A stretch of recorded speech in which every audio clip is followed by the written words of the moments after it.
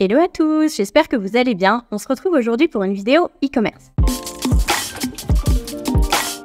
Mon nom est Sonia Béroud, je suis consultante SEO et SEA et aujourd'hui je vais vous donner mes conseils pour optimiser vos pages produits en e-commerce. Les pages produits, c'est souvent les grandes oubliées des e-commerce malheureusement, pourtant ce sont des pages qui sont vraiment très importantes pour plusieurs raisons. La première raison, c'est que ce sont généralement les pages qui vont déclencher l'achat ou au moins l'ajout au panier. Oui, bien sûr, on peut toujours ajouter un produit au panier depuis la page catégorie, la page sous-catégorie, mais souvent on va quand même se rendre jusqu'à la page produit et c'est vraiment là que l'ajout au panier va se faire. Ce sont des pages qui sont très importantes parce qu'elles sont le plus proches de la conversion et de l'achat. L'autre raison pour laquelle ces pages sont importantes, ce sont des pages qui vont permettre de se positionner sur des requêtes d'un point de vue SEO, des requêtes qui sont transactionnelles déjà, donc là aussi, fort intention d'achat, mais qui sont en plus des requêtes de longue traîne. Donc il va y avoir des plus faibles volumes de recherche par rapport aux requêtes qui sont plus de courte traîne, mais ça va aussi être une intention d'achat très élevée. L'intention de recherche est beaucoup plus claire, on sait beaucoup plus quel type de produit la personne recherche, donc le taux de conversion est aussi plus élevé. Donc même si le volume est plus faible, au final on s'y retrouve.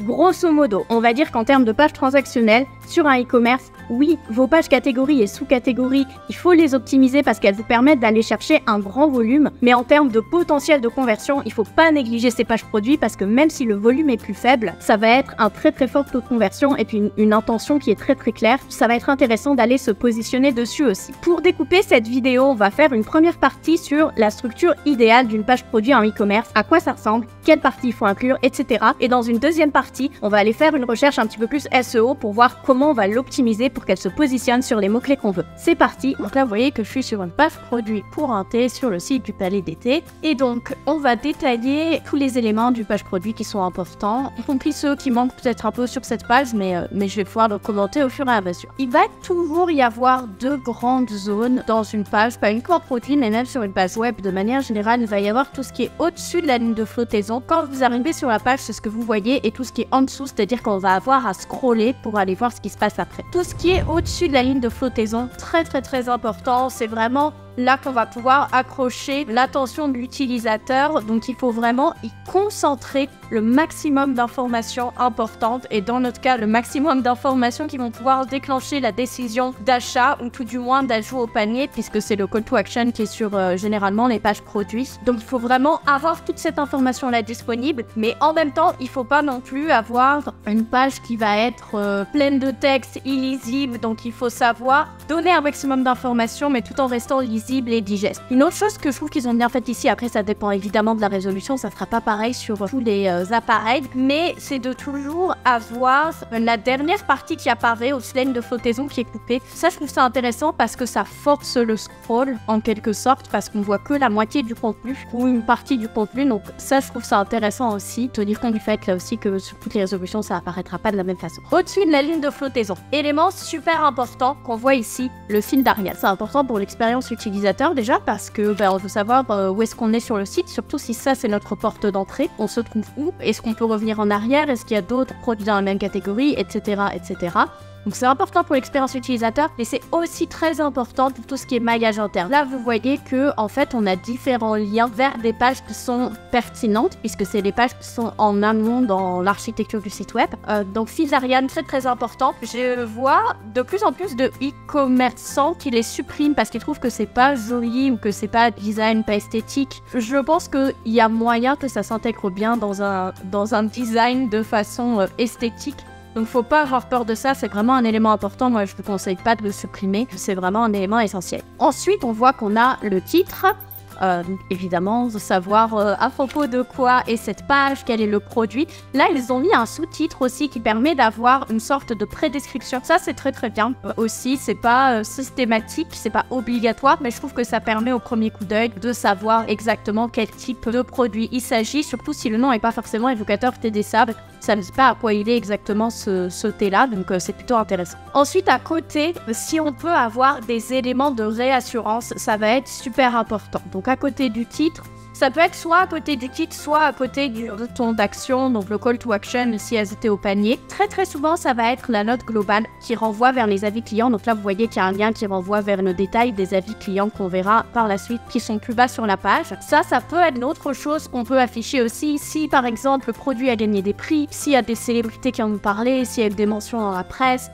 n'importe quel élément de réassurance qui va permettre de montrer, ou alors c'est le thé de l'année X, Y ou Z, ça c'est quelque chose qu'on va pouvoir ajouter là. Encore une fois, soit à côté du titre, soit ici, là, ça c'est un bon, dans tout l'environnement en fait du bouton Call to Action, c'est un bon endroit pour le faire. Juste en dessous, on a les différents formats disponibles. Là, c'est un thé, c'est des formats de sachets. Évidemment, si c'était un autre type de produit, ça pourrait être des couleurs. Ça pourrait être complètement autre chose, différentes options, ça pourrait être la matière. Bref, en tout cas, il faut qu'il y ait ces icônes-là qui permettent d'alléger un petit peu, plutôt que d'avoir des options sans icônes. Et ce qui va être important, une chose qui est importante, donc là, je pense qu'ils l'ont fait, c'est que dès qu'on clique sur une de ces icônes, on va avoir l'image là, qui se met à jour automatiquement pour nous montrer l'image correspondante. Donc ça, c'est bien fait ici. C'est pas fait sur tous les sites, donc ça, c'est une bonne chose aussi.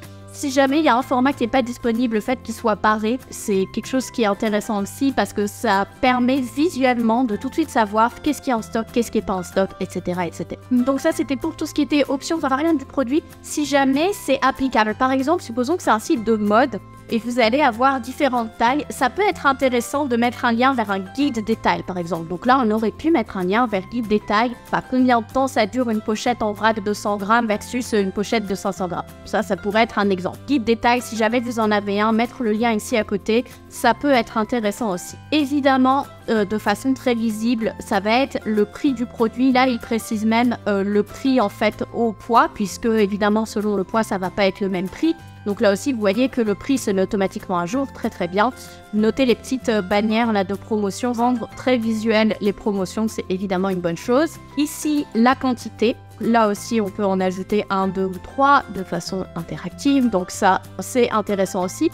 Techniquement, on pourrait faire en sorte que le prix se mette à jour. Là, c'est pas fait, bon, c'est pas dramatique, mais j'ai déjà vu des sites sur lesquels c'était fait. Ça peut être intéressant aussi. Parfois, vous avez certains sites qui mettent la disponibilité. Donc là, par exemple, à côté, en stock. Ça dépend vraiment des personnes qui le recommandent à 100%. Moi, je dis que tant que le bouton ajouter au panier, là, il existe, il est disponible, ça paraît assez évident que ce produit-là est en stock. C'est pas l'information que je trouve la plus nécessaire.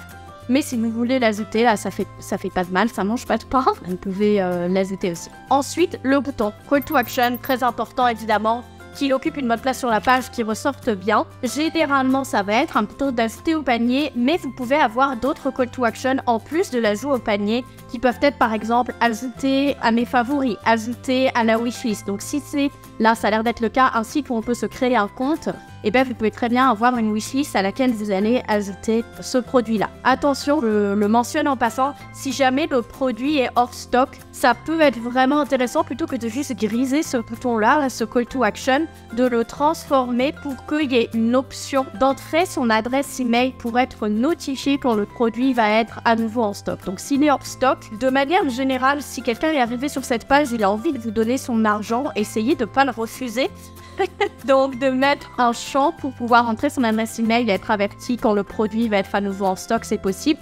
Vous pouvez en plus ajouter aussi d'autres recommandations de produits similaires. Là, comme je le disais, la personne elle est arrivée là, elle veut vous donner son argent, essayez de lui faciliter la tâche, va vous rendre la vie plus difficile en lui refusant la possibilité de l'achat. Ensuite, généralement, on a une description en dessous. Alors là, la description, elle est assez sommaire et il y a un lien vers en savoir plus qui envoie un petit peu plus bas sur la page. On peut faire une description un peu plus longue si on veut. C'est très important par contre de ne pas mettre trop de texte et de bien s'assurer qu'on garde tous les éléments qu'on est en train de voir ensemble au-dessus de la ligne de flottaison. Il ne faut pas que votre description elle fasse 6 pieds de long et qu'elle nous oblige à scroller. C'est vraiment juste une description sommaire et on met des liens pour renvoyer vers les détails plus bas sur la page produit au besoin. Si jamais vous avez beaucoup d'informations que vous voulez ajouter là, il y a une possibilité, c'est de le faire sous format d'onglet. Ça se voit sur certains sites web. On a plusieurs onglets, on peut passer d'un onglet à l'autre. Par exemple pour les détails techniques du produit, etc. Donc là, ça prend moins de place. Il faut juste s'assurer évidemment que les moteurs de recherche puissent scroller correctement chaque onglet parce que sinon ça n'a pas trop d'intérêt d'un point de vue du compte. À côté de la description, là ils l'ont fait pour une information. Moi je l'aurais même poussé plus loin.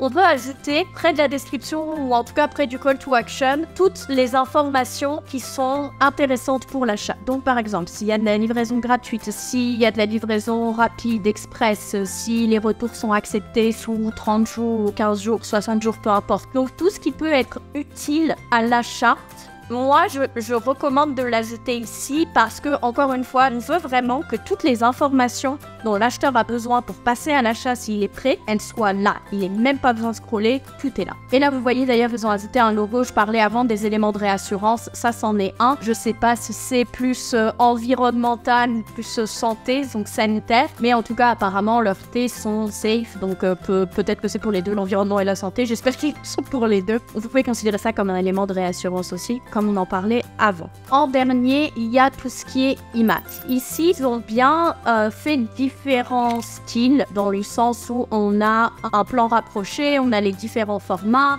Donc on a une bonne idée du produit. Moi, ce que j'aime faire, c'est vraiment rajouter encore plus de styles, encore plus d'angles différents. Par exemple, on peut avoir une photo 360, faire tourner le produit. On peut avoir des photos de produits mis en contexte, donc photos un peu plus lifestyle, un peu plus style Instagram. On peut avoir des contenus générés par les utilisateurs, on peut avoir des vidéos de présentation du produit. Avoir vraiment, encore une fois, le maximum d'infos à ce niveau-là, je trouve ça vraiment intéressant. Donc ça, c'est vraiment ce qui, selon moi, est absolument indispensable au-dessus de la ligne de flottaison. Si vous voulez en plus rajouter quelques éléments importants, quelques propriétés du produit sous format d'icône pour pas, encore une fois, rajouter trop de texte, que ce soit illisible, on n'arrive juste pas à lire et à s'y retrouver au milieu de toutes ces informations, vous pouvez le faire, mais c'est pas forcément obligatoire.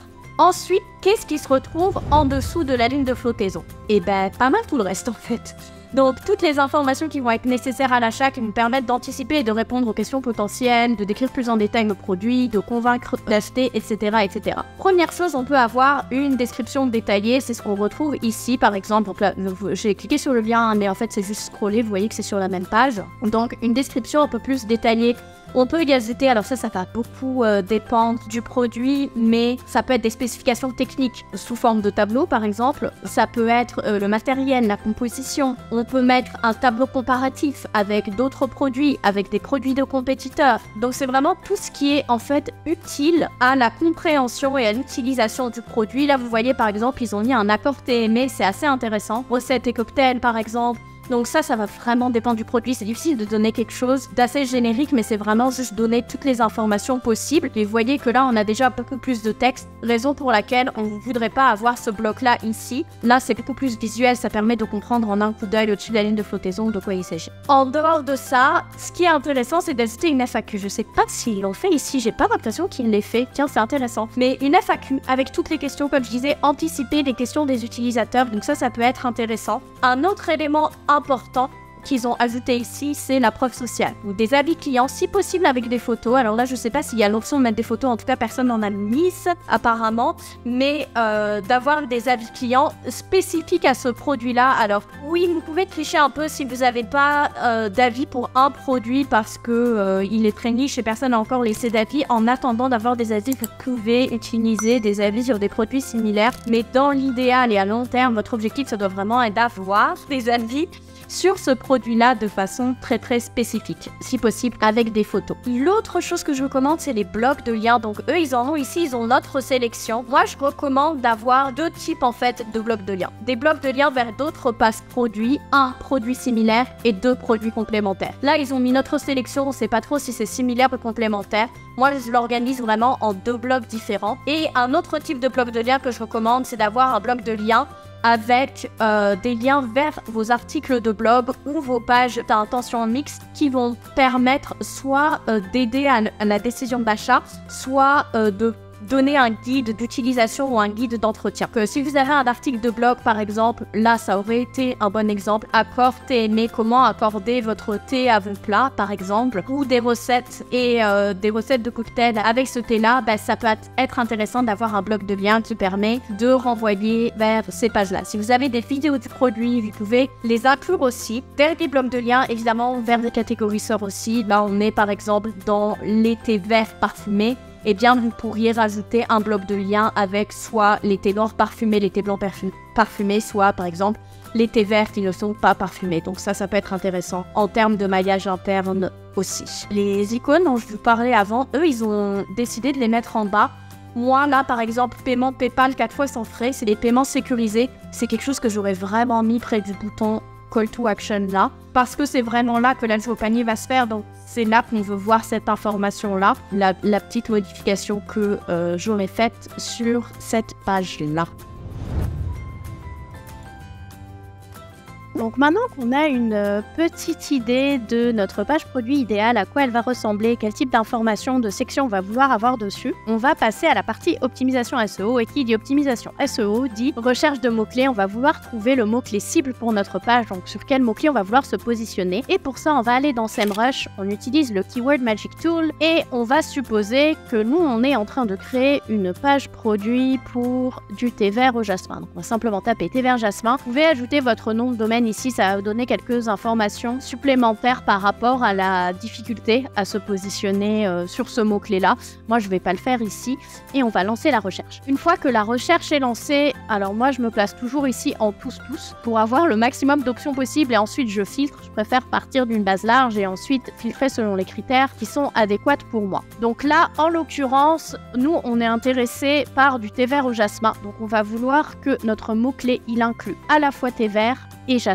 Donc on va sélectionner l'option tous les mots-clés. Ça veut dire que notre mot-clé, il faut qu'il contienne et thé vert et jasmin. Vous auriez mis au moins un, ça voudrait dire il contient ou thé vert ou jasmin. Donc ça pourrait être, je sais pas, cocktail au jasmin et thé vert à l'orange. Donc là, on veut vraiment qu'il contienne les deux. On applique.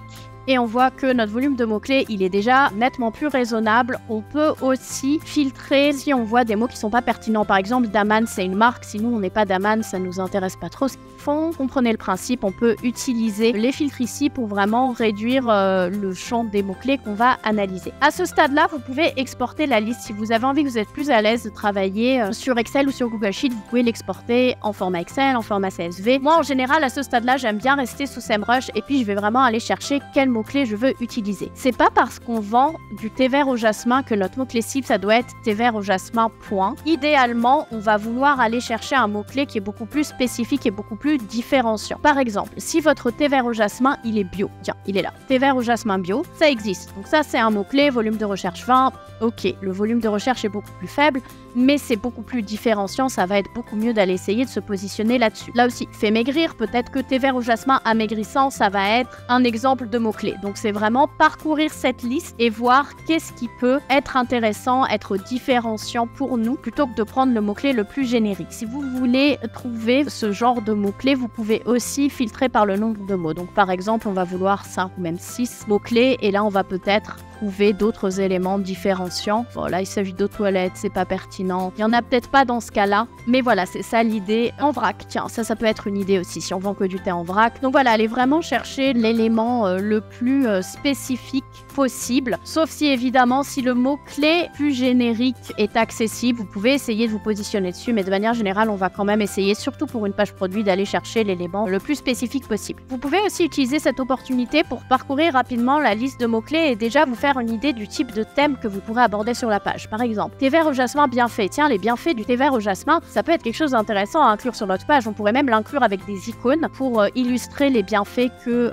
ça nous apporte. Vous comprenez l'idée, c'est vraiment juste vous familiariser avec le type de thème qu'on peut trouver sur la page, prendre des petites notes à côté parce que ça peut être intéressant pour venir enrichir notre contenu. Une fois que vous avez sélectionné votre mot-clé cible, donc supposons que dans notre cas, ça soit thé vert au jasmin, vous pouvez ouvrir la vue d'ensemble et vous allez avoir une vision globale de ce mot-clé-là. Le score de difficulté, c'est très facile. Ça sera à valider aussi ça avec votre nom de domaine. 390 recherches par mois. L'intention de recherche, elle est mixte, informationnelle, transactionnelle. Donc là, il faudrait aller analyser la SERP. Vous avez les fonctionnalités SERP qui sont présentes. Vous avez quelques questions. Ça peut déjà donner des idées préliminaires pour la FAQ. Et vous avez une analyse rapide de la SERP qui va vous donner en fait l'accès aux 10 premières pages qui se positionnent sur la SERP en France ou pour le pays que vous avez sélectionné quand vous avez fait votre recherche. Là, on voit déjà d'un point de vue netlinking aussi que c'est pas des pages qui ont énormément de liens, donc ça peut être assez intéressant. Des fois, c'est super compétitif, il y a beaucoup de liens, même si c'est des pages produits. Donc ça peut être une information intéressante. C'est assez en accord avec le score de difficulté qui est facile, donc ça nous donne déjà quelques indications des efforts qu'il va falloir déployer pour positionner notre page. Là, vous pouvez vraiment ouvrir les pages directement qui se positionnent sur la SERP SERP dans un onglet différent. Vous pouvez aussi aller voir la SERP directement. Moi, généralement, je fais une analyse complète de la SERP, mais vous pouvez utiliser ce raccourci-là pour au moins aller analyser les pages. Donc là, c'est intéressant. Thé vert au jasmin, on a une page catégorie. Nous, ce qu'on essaie de positionner, c'est une page produit. Alors, est-ce qu'on est complètement à l'ouest? C'est ce qui va faire qu'on sélectionne un autre mot-clé. On va regarder un peu les autres pages, puis on voit que finalement, il y a aussi des pages produits. La première, ok, c'est une page catégorie, mais les autres, c'est des pages produits. Donc non, bon, on n'est pas complètement à l'ouest. On va réussir à la positionner, notre page produit. Et on va aller plus en détail, analyser l'information qui est présente sur ces pages qui se positionnent, voir s'il y a des choses qu'on pourrait inclure ou rajouter dans nos sections de notre page idéale. Donc ça, c'est vraiment une analyse en profondeur. On va pas faire ça maintenant parce que sinon la vidéo va jamais se terminer. Mais c'est vraiment important d'aller détailler les pages qui se positionnent et puis quel contenu elles ont choisi de traiter pour qu'on puisse prendre des notes et l'ajouter pour notre page aussi. On a trouvé notre mot-clé cible, on l'a sélectionné, on a fait l'analyse de la SERP, on a un peu une idée des thèmes qu'on va pouvoir aborder, de l'information qu'on va pouvoir ajouter dessus. Dernière chose que je fais dans SEMrush, c'est que je vais voir les questions. Donc là, je bascule sur questions et ça va me donner des informations sur quelles questions je peux inclure dans ma FAQ.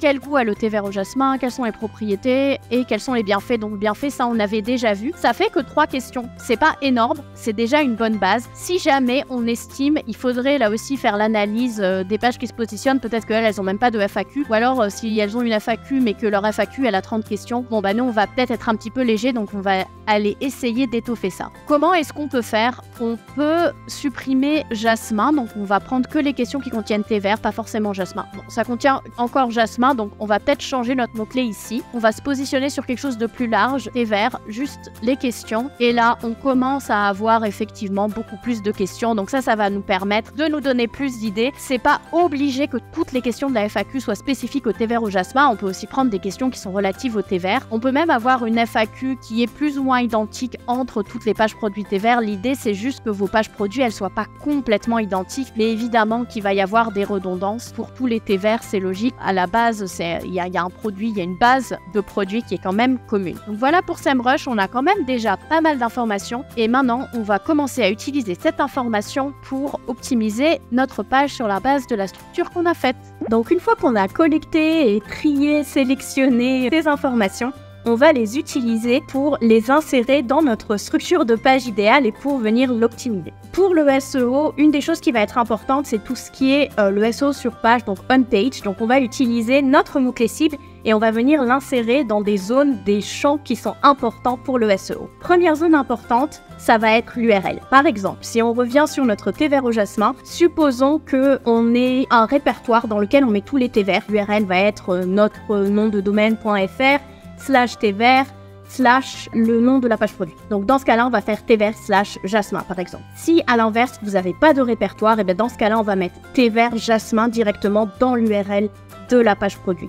Donc pour résumer, en gros, il faut juste que votre mot-clé soit là. C'est pas la peine de le répéter 2 fois. Si vous avez déjà un répertoire thé vert, n'allez pas mettre dans l'URL de la page produit thé vert jasmin en plus, que ça fasse pas thé vert / thé vert jasmin. On a compris que c'était du thé vert. Vous pouvez simplement faire thé vert / jasmin. Par contre, si vous n'avez pas ce répertoire-là, il va falloir mettre thé vert jasmin pour que ce soit clair. Mettez pas juste votre nom de domaine.fr / jasmin. Ça n'a pas vraiment de sens non plus. Il faut vraiment que le mot-clé soit complet. Les autres champs dans lesquels on va vouloir insérer notre mot-clé cible, ça va être le titre et la description. Le titre, élément très important pour le positionnement de votre page. C'est aussi important pour le taux de clic parce que c'est ce qui va apparaître sur la SERP. Donc là, on va essayer de mettre notre mot-clé cible le plus au début possible du titre et d'avoir un titre vraiment précis, complet, qui incite au clic. La métadescription, c'est pas un facteur de positionnement. Pour autant, je recommande quand même de mettre le mot-clé cible dedans, c'est juste une question de logique. Si vous avez un utilisateur qui cherche du thé vert au jasmin et que dans la description sur la SERP, il n'y a pas thé vert au jasmin, c'est pas très cohérent, c'est pas très logique. Donc pour moi, même si c'est pas un facteur de positionnement, il faudrait idéalement quand même mettre votre mot-clé cible dedans. Très important pour les balises titre et description, essayez d'avoir les balises les plus uniques possibles. Ne copiez-collez pas la même balise titre et description d'une page produit à une autre. C'est tentant parce que ça fait gagner du temps et que des pages produits, il y en a beaucoup sur les e-commerce, mais j'aurais vraiment tendance à vous inciter à faire en sorte que vos descriptions et vos titres soient uniques. Balise suivante, ça va être la balise H1. H1, puis ça pourrait être H2, H3. Allez pas répéter 500 000 fois le même mot-clé dans toutes les balises headings.